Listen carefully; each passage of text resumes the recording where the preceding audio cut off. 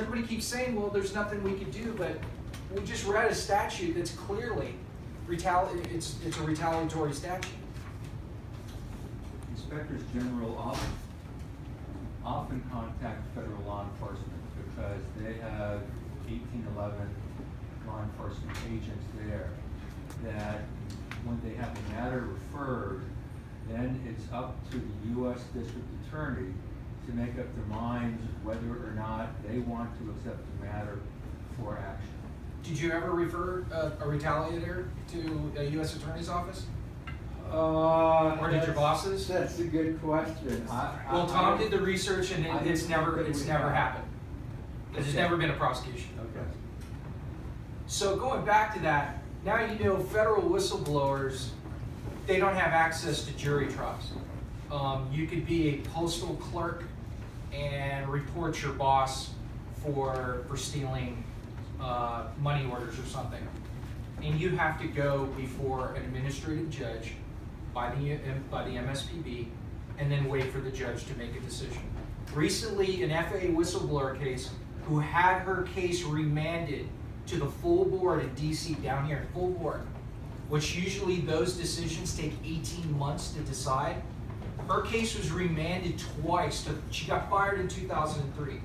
Her case was remanded, and Thomas Day, I think Kim Farrington was leaped in and one of the Office of Special Counsel.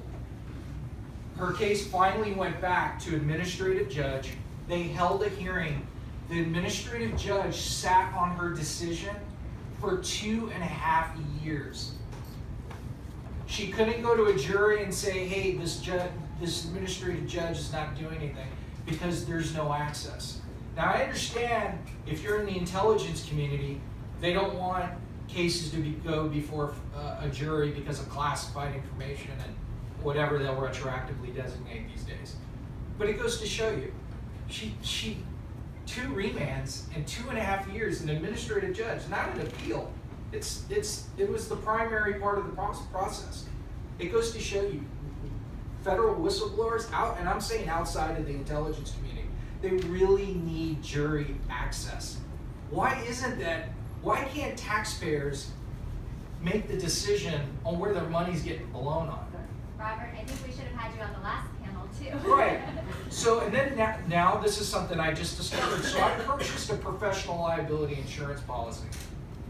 And I won't name the names. So I decided, the Inspector General has recently opened a PPD-19 investigation into my case. So I told them, well, I need some advice on this because I need to use your services. And they're like, oh, we're sorry. We don't do any security clearance work for you. And I'm like, well, okay, so they have to take my security clearance away, which is a long process.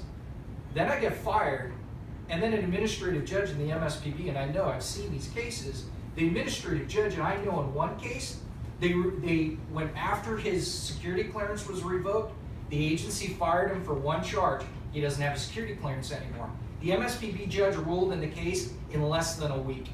And Robert, I think this goes back to the need we were discussing earlier for stronger security clearance rights and stronger rights for intelligence community employees, but also those who are national security employees. And if you don't mind, I'm just going to shift it back to the Office of